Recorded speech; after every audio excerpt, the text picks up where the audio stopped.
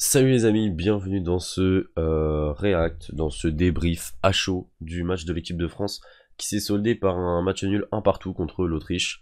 Et très clairement, je sais pas quoi penser de ce match.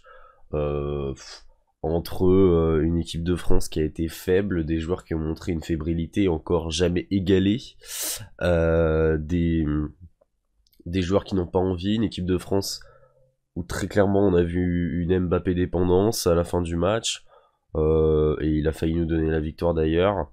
Voilà, c'est un petit peu le sommaire de, de la vidéo. Maintenant on va rentrer dans le vif du sujet. Déjà on voit une feuille de match bon plutôt encourageante, même si j'aurais pas fait commencer Camara personnellement, j'aurais mis Guendouzi. Je comprends même pas pourquoi Camara est dans la liste. Alors là les supporters marseillais vont me tomber dessus dans les commentaires, mais c'est pas grave. J'assume ce que je vais dire. Euh, voilà, Konaté, ok, pourquoi pas. Théo Hernandez, bon, Pavard, on va même pas en parler parce que c'est catastrophique. Griezmann, que ok, associé à Benzema, je pense que ça pouvait être une bonne idée. Diaby et Coman. Sur le papier, c'était plutôt prometteur. Bon, à part Camara, franchement, je me suis dit, bon, ok, ça passe. Début de match, on voit une équipe de France, comme à son habitude, qui essaie de prendre le jeu à son compte, qui essaie de s'imposer physiquement, qui essaie de récupérer des ballons assez hauts. J'ai bien aimé. Et puis, voilà, un arbitre qui est trop passif à mon goût. L'arbitre, voilà, on va y revenir, hein, mais un arbitre vraiment dégueulasse. Voilà, Diaby qui élimine un joueur, si le joueur fait pas faute, il va au but, bah c'est but, en fait il nous enlève un but et il se prend carton jaune. Au bout d'un moment, je comprends pas. Faudrait m'expliquer. Je crois que je vais demander à, je sais pas si vous connaissez sur YouTube les gars.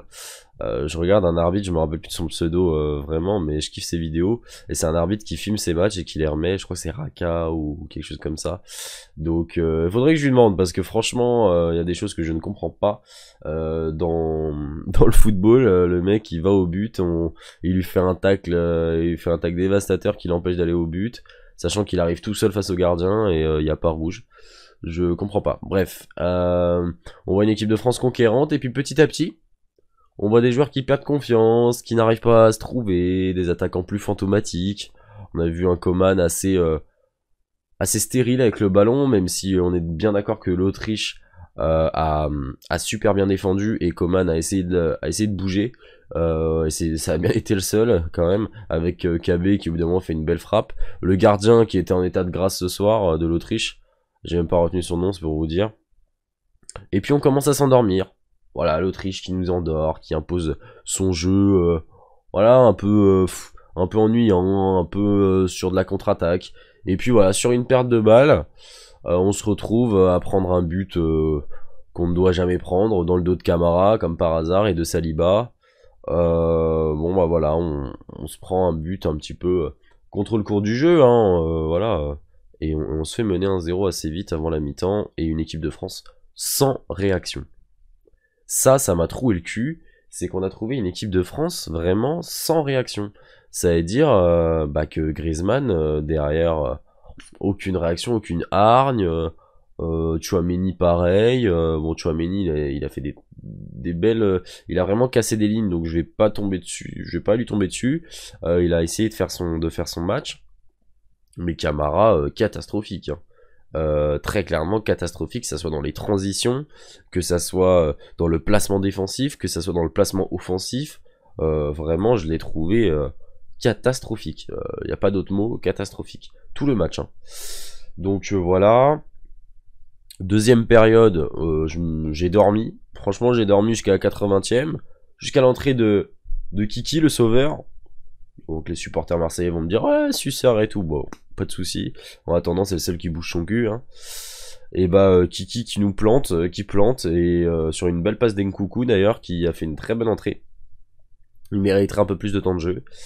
Et donc un très beau but de Mbappé, faut le mettre hein, parce que très clairement il est pas facile à mettre.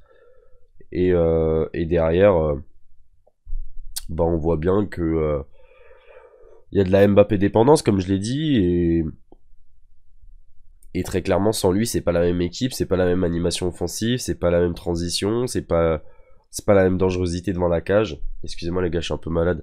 Du coup, j'essaie de me concentrer pour pas tousser. Donc voilà.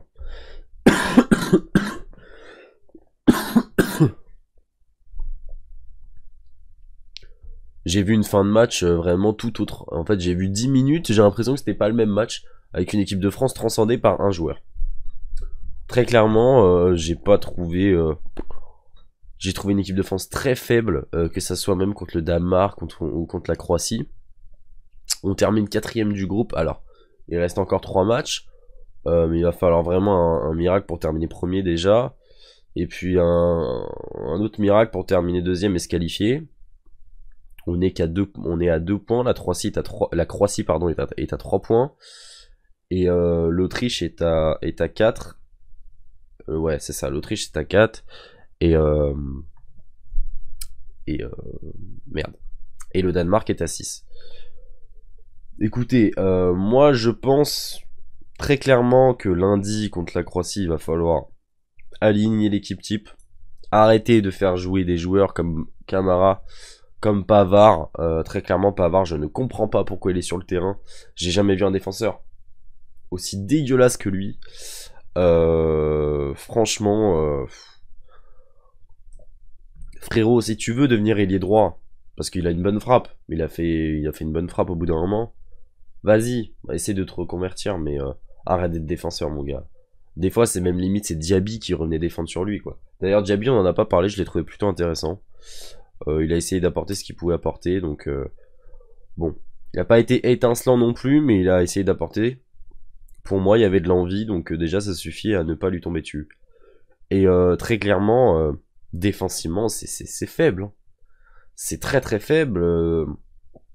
J'ai l'impression qu'ils sont perdus. Ils ont peur d'aller sur le ballon.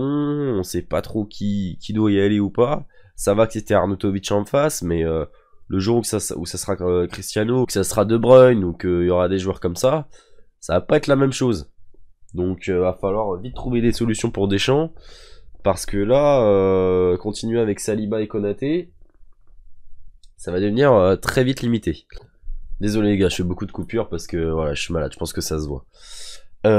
Du coup, ouais, j'ai vu une équipe de France qui était vraiment en dessous de ce qu'elle peut proposer, avec des joueurs qui sont très sur la détente, quoi. En espérant que lundi ça va aller mieux, qu'ils vont se bouger un peu plus le cul, parce que là, c'est juste inadmissible hein, ce qu'ils nous ont produit aujourd'hui, comme les 2 autres matchs d'ailleurs. Faire un de partout contre l'Autriche, même si l'Autriche n'est pas une mauvaise équipe, hein, loin de là. C'est une équipe très honorable, très guerrière, qui a joué sa chance jusqu'au bout. Et je respecte l'adversaire, il n'y a aucun souci. Après, quand on est l'équipe de France, on se doit de gagner ces matchs-là. Au bout d'un moment, je vois une très grosse différence entre la Belgique et la France, très clairement.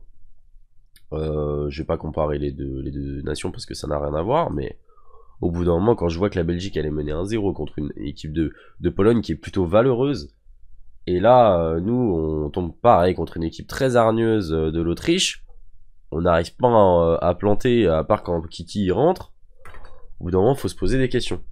Donc voilà, au bout d'un moment, je pense qu'il va falloir se réveiller, il va falloir arrêter de mettre des joueurs qui n'ont rien à faire là, comme Camara, Guendouzi, j'ai pas aimé son entrée en jeu non plus. C'est pas parce que c'est un Marseillais vraiment, hein. Mais là les Marseillais ce soir ils ont pas été bons. Guendouzi pas bon, Saliba il avait peur du ballon. Très clairement, j'ai pas du tout aimé la prestation de ces 3 joueurs là.